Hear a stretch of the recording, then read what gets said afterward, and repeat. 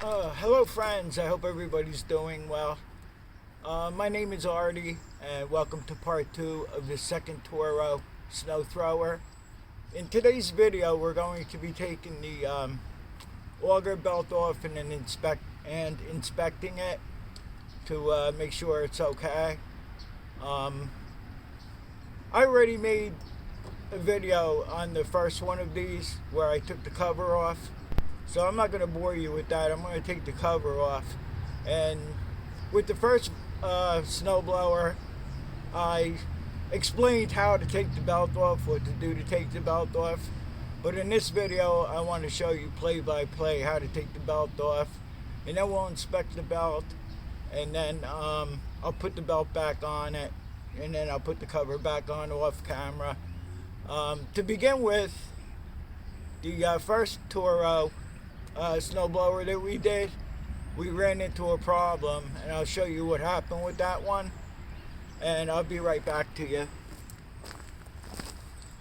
Okay, so with this blower here, blower number 1 that we did, I had to rewire the kill switch because I had a problem when you turn the switch off. The engine wouldn't shut off, and I was shaking the wire connector back there, and then it shut off. And then I noticed the wires needed to be changed, the ground wire. And also what we did was, with the donor I have over there, it had a real good auger belt on it, but the auger belt on this one was no good anymore. So we changed the auger belt over, but then it had a problem with the pulley tensioner.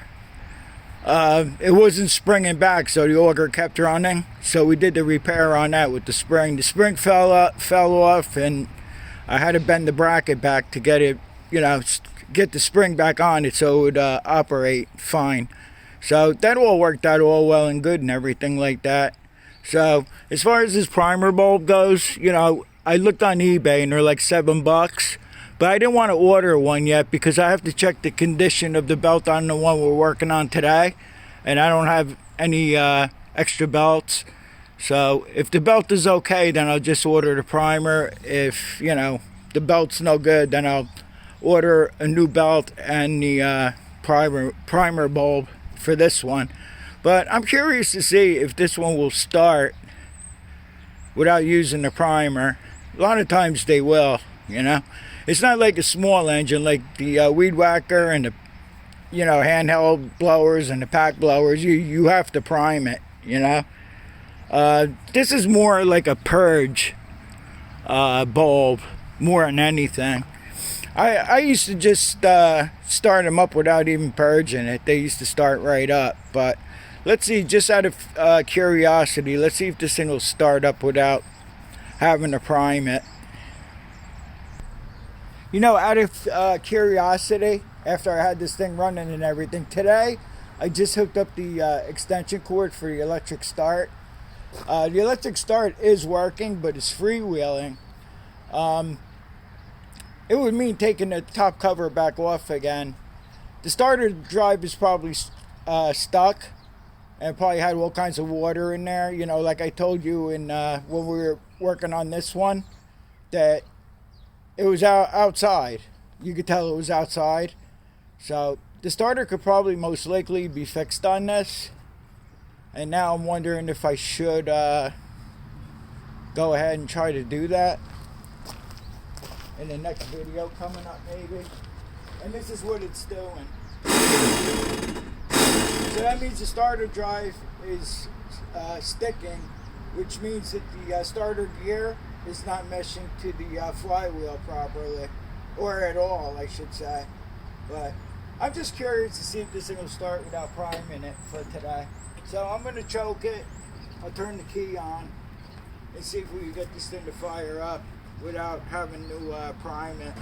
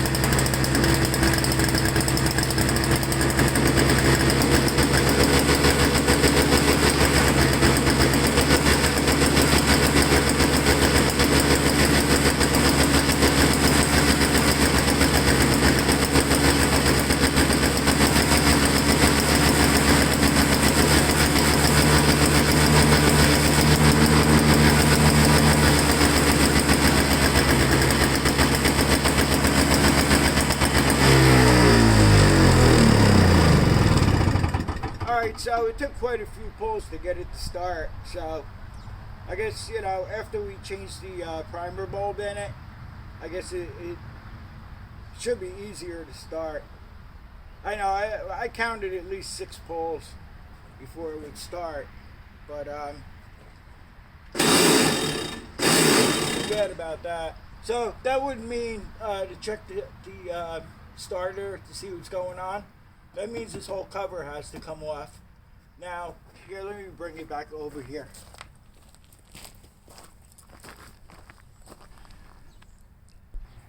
Now to change this primer bulb, I know, you know, if I take this cover off, which is 2 screws here, well, somebody put a screw in this side because the inner part of this cover is all broken out. I was going to just take the 2 screws out, pull the instrument panel cover off, and get the primer bulb out without taking the whole top apart, because you really can't gain access to anything behind the dashboard, like the ignition. You saw, you know, the cover had to be off to rewire that. But all right, let me get on, and I'm going to take the inspection cover off the other blower, and we'll see what's going on with the belt. And once I get the cover off, like I said, I'll come back to you and I'll show you exactly how to take the belt off and put it back on. Okay, the bolts that hold the cover in. This one here has a nut and a bolt, so you could gain access to the nut. This is a nut and a bolt in this one. This lower one here is a nut and a bolt. This one is threaded in, so you don't have to take this top cover off. And then there's one in the back over there that's threaded too. So it's missing that bolt over there. But we're not going to worry about that right now. So the first thing you want to do here to remove the belt, I'll try to do this the best I can here with this. First thing you want to do is just remove it from the tensioner here. Okay, and then you can go ahead and pull it off the crankshaft pulley right here, and then you're going to come back over here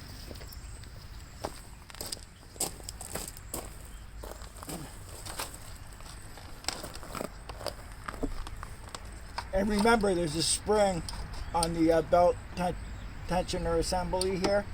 So what you want to do is, since this has like a belt guide here for when you're not using the auger,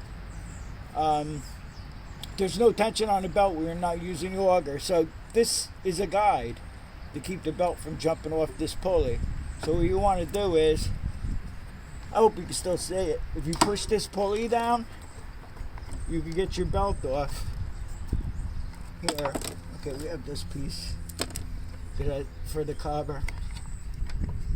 And then you just lift it right out. Okay, so we'll inspect this belt and see what shape it's in. I would say it's in very good shape, so we're not going to have to change the belt. If you saw the first blower I did, that the belt was pretty bad. It was getting ready to break, and then at one point where it rides around the pulley, like a section of it was like just worn out. So I don't know if that one had a stuck auger or what was going on with that. So then you're just gonna want to reverse procedure here.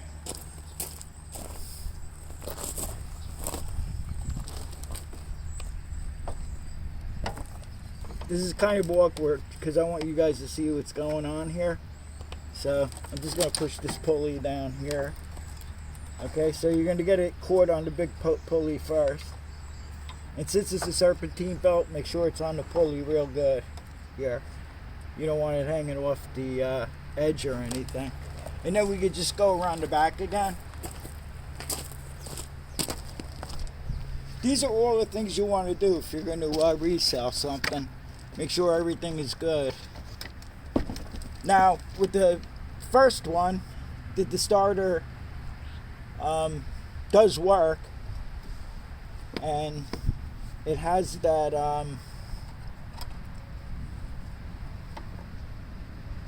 starter drive problem.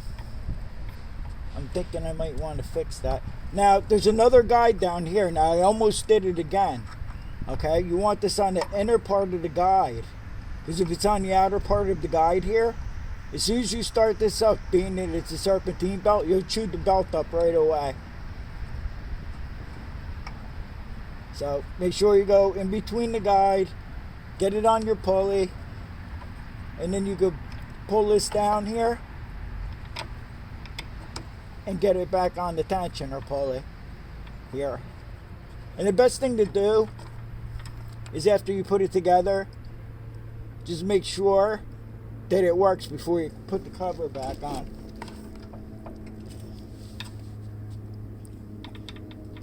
So it's got pretty good tension there. Okay. I'm not going to do that. I'm just going to put it back together. But it's always a good idea to try it first.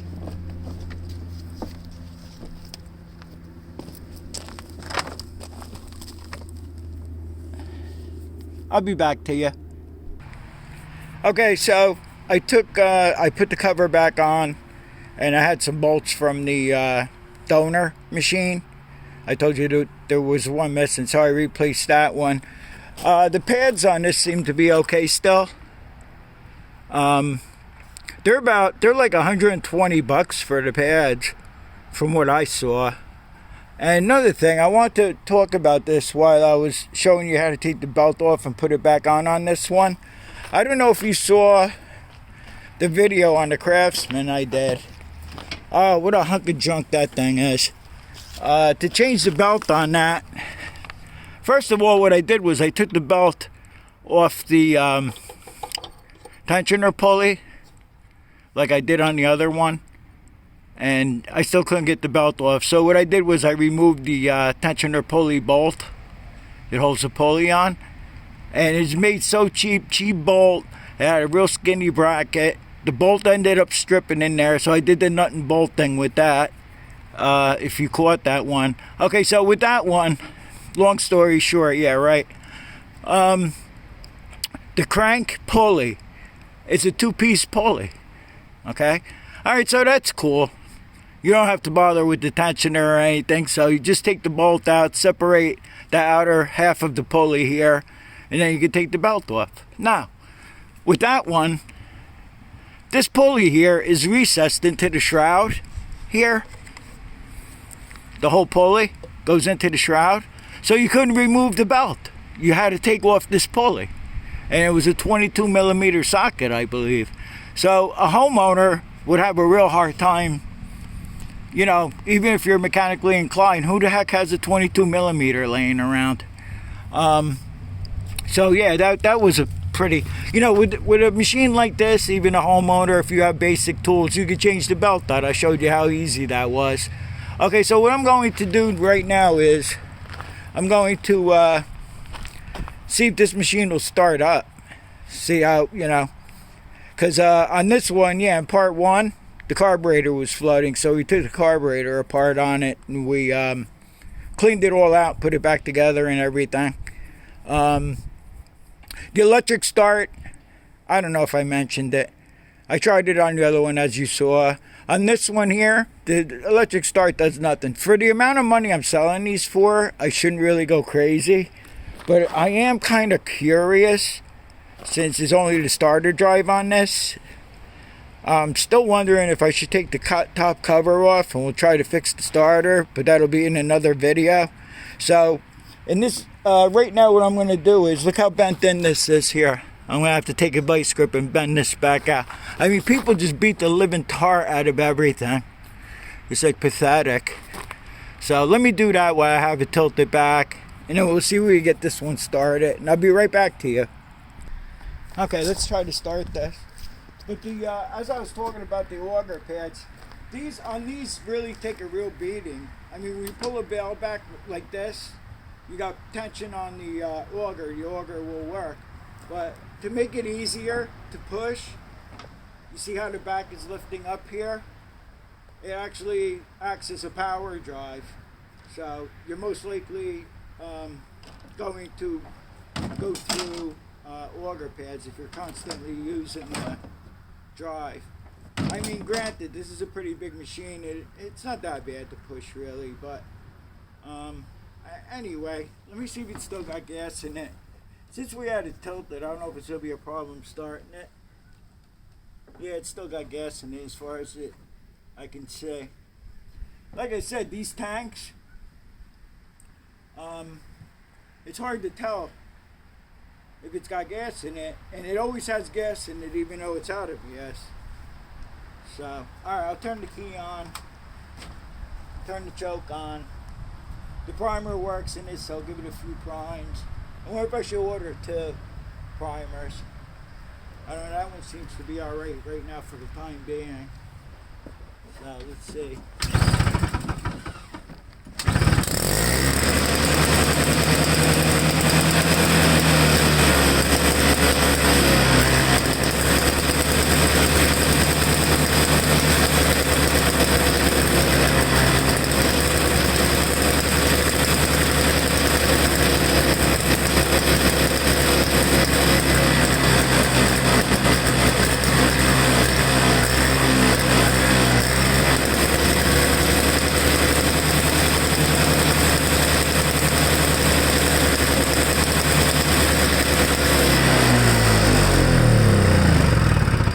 Started up pretty good, but as a 2-stroke always is, I had to leave the choke on a little bit till the engine warms up.